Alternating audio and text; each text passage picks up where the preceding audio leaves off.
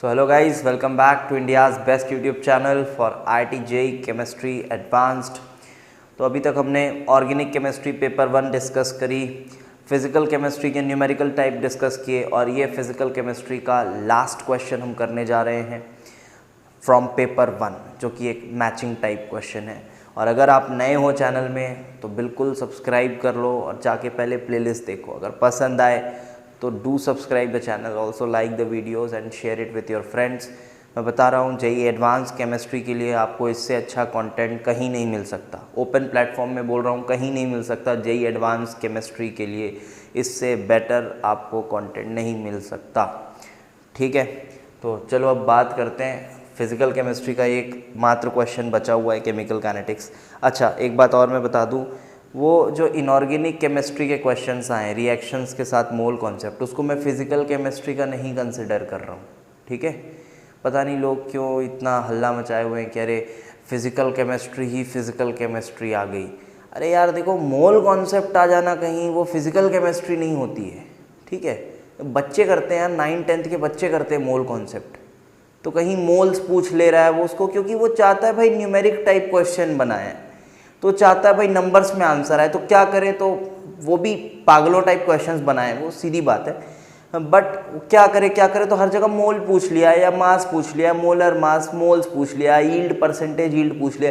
तो इससे वो फिजिकल केमिस्ट्री का क्वेश्चन नहीं हो जाता, ना ही तो वो कोई मल्टी कॉन्सेप्ट बन के अच्छा क्वेश्चन हो जाता है ना। जो हल्ला मचाए पड़े हैं बड़ा की फिजिकल केमिस्ट्री आ गई है, कुछ नहीं आया, मोल कॉन्सेप्ट है यार, वो 9वीं 10वीं के बच्चे करते हैं वो सब। ठीक है, तो उसको अपन इनऑर्गेनिक का ही मानेंगे, उसमें उस सीरीज़ में उसको देखेंगे।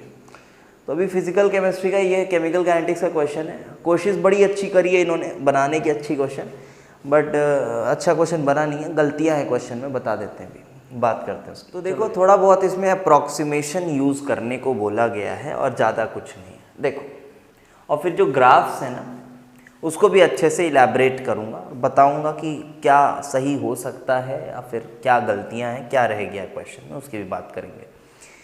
तो अंडर ऑल, ये जो पहला ऑप्शन है ना, यही थोड़ा सा ऐसा ऑप्शन है जो आपको असमंजस में डाल सकता है। Under all possible initial concentrations of x. तो अभी फिलहाल के लिए ना इसको थोड़ा पॉज में रखते हैं, दूसरे ऑप्शंस देखते हैं, उसके बाद इसको भी मैं अच्छे से एक्सप्लेन करूंगा कि क्या मतलब है, क्या कहना चाह रहा है। पहले दूसरे, तीसरे और चौथे ऑप्शन को देखो, ये काफ़ी आसान लग रहे हैं। क्यों आसान लग रहे हैं? क्योंकि ये सीधे या तो जीरो ऑर्डर है या तो फर्स्ट ऑर्डर है। देखो, initial concentration of X much less than excess. Excess क्या है? कोई कांस्टेंट है, ऐसा बता दिया है, ऊपर क्वेश्चन में बता दिया है। तो initial concentration is much less, this is much less, तो इसको आप इग्नोर कर दोगे और k बाई एक्सएस एक कांस्टेंट बन जाएगा, आप k डैश बोल दो उसको इनटू x। मतलब कहीं ना कहीं ये जो सेकेंड वाला ऑप्शन है, ये फर्स्ट ऑर्डर रिएक्शन की तरफ इशारा कर रहा है। This is nothing but first order reaction, ये आपका एक फर्स्ट ऑर्डर रिएक्शन है। ठीक है, फिर बात करूं ऑप्शन थर्ड की, initial concentration are much higher than excess. This is much higher, तो ये नेग्लेक्ट हो गया, ये कैंसिल हो गया। Rate is equals to k which is constant, you can say strictly, सीधी सी समझ में आ रहा है, ये जीरो ऑर्डर रिएक्शन है। और ये ग्राफ्स कोई खास ग्राफ्स है नहीं, NCERT लेवल के ग्राफ्स हैं। ठीक है, अब यहाँ पे क्या बोला गया था, देखो ये सेकेंड ऑप्शन को हमने क्या बोल दिया, फर्स्ट ऑर्डर, इसको बोल दिया जीरो ऑर्डर। और यहाँ पे अगर मैं बात करूँ, so this is where initial concentration is much higher than excess, this is much higher, ये इग्नोर हो गया, ये कैंसिल हो गया, और ये अगेन आप देख पा रहे होगे kx की पावर 1, और ये भी एक फर्स्ट ऑर्डर रिएक्शन बन गया है। ये भी एक तरह का फर्स्ट ऑर्डर रिएक्शन बन गया है। ठीक है, तो ये तीन ऑप्शंस तो ठीक है, समझ में आ रहे हैं। और हम इस ग्राफ को देखते हैं, फर्स्ट ऑर्डर और जीरो ऑर्डर के लिए किसको मैच कर पाएंगे वो देखते हैं। फर्स्ट ऑर्डर और जीरो ऑर्डर के लिए किसको मैच कर पाएंगे वो देखते हैं। ठीक है, एक सेकेंड। सो अगर मैं बात करूं ग्राफ नंबर 1 की, किसके साथ मैच करेंगे? हाफ लाइफ इनिशियल कंसंट्रेशन पे डिपेंड कर रहा है जीरो ऑर्डर का। ठीक है, जीरो ऑर्डर का half life a0/2k initial concentration पे डिपेंड करता है। इनिशियल कंसंट्रेशन बढ़ेगी, हाफ लाइफ बढ़ेगी, जीरो ऑर्डर से रिलेट हो रहा है graph. Half life independent of the initial concentration, characteristic of what, first order reaction. तो ये फर्स्ट ऑर्डर का ग्राफ है। ये ग्राफ अभी रोक के रखो, इस पे आ रहे हैं, इसी पे चर्चा करेंगे अभी। अब ये ग्राफ क्या है, x और टाइम, x कम हो रहा है टाइम के साथ, तो ये क्या हो गया, देखो इनिशियल कंसंट्रेशन आपकी कम हो रही है टाइम के साथ। ये भी आप बोल सकते हो कि ये कौन से ऑर्डर का रिएक्शन होगा, समझो बात को। समय के साथ साथ आपका x लीनियरली कम हो रहा है, समझ पा रहे हो, लीनियरली कम हो रहा है। लीनियरली तो तभी कम हो सकता है ना जब जो रिएक्शन की रेट है वो कांस्टेंट रेट के साथ चल रहा हो, कांस्टेंट स्पीड के साथ चल रहा हो। ऐसा तभी संभव है जब रिएक्शन जो है वो आपका जीरो ऑर्डर है। तो ये भी जो ग्राफ है ये जीरो ऑर्डर के साथ मैच होता हुआ दिख रहा है। और बात करी जाए अगर ग्राफ नंबर टी की, तो ln(x) वर्सेस टाइम का ऐसा linear graph first order reaction का नॉर्मल इंटीग्रेटेड रेट इक्वेशन उसका पकड़ो, y = mx + c के फॉर्म में ले आओ, आपको फर्स्ट ऑर्डर रिएक्शन के साथ ये मैच होता हुआ दिख जाएगा। ठीक है, तो अगर मैं बात करूं, जो हमारा ऑप्शन नंबर 2 था वो क्या था, फर्स्ट ऑर्डर कौन सा था यार, तो फर्स्ट ऑर्डर के दो मैचेस आ रहे हैं ना, जो कि है ये ऑप्शन नंबर ये 2 जो था ये फर्स्ट ऑर्डर था, ये जीरो ऑर्डर था और ये भी फर्स्ट ऑर्डर था। तो 2 के जो मैचेस आ रहे हैं वो आ रहे हैं Q और T। फिलहाल हमने R को पॉज में रखा हुआ है, Q और T। इसी तरह से फोर्थ का भी क्या आएगा, Q और T, क्योंकि दोनों फर्स्ट ऑर्डर की तरफ इशारा कर रहे हैं। और जो हमारा ये थर्ड है जीरो ऑर्डर, तो जीरो ऑर्डर एक तो दिख रहा है P के साथ मैच आ रहा है इसका, और एक मैच इसका आ रहा है S के साथ। तो जो हमारे आंसर्स हैं वो कुछ इस तरह के हैं, है ना। देखो सेकंड ऑप्शन फर्स्ट ऑर्डर का था और फोर्थ ऑप्शन फर्स्ट ऑर्डर का था, थर्ड ऑप्शन जीरो ऑर्डर का था। इसका मैच Q और T के साथ आ रहा है, इसका भी मैच Q और T के साथ आ रहा है, और इसका मैच P और S के साथ आ रहा है। फर्स्ट ऑप्शन को भी हमने पॉज पे रखा हुआ है, इस पे बात अभी करेंगे। तो अगर मैं यहाँ से देखूँ तो सेकंड का, अब यहाँ पे क्या है ना, सभी को मैच नहीं किया है। जैसे सेकंड का Q है, तो अगर Q भी सही है तो सही मान लो। ऐसा क्वेश्चन पढ़ के फीलिंग आ रहा है बहुत सारी चीज़ें अधूरी छूटी हुई हैं क्वेश्चंस में, मैं क्या बताऊँ अब।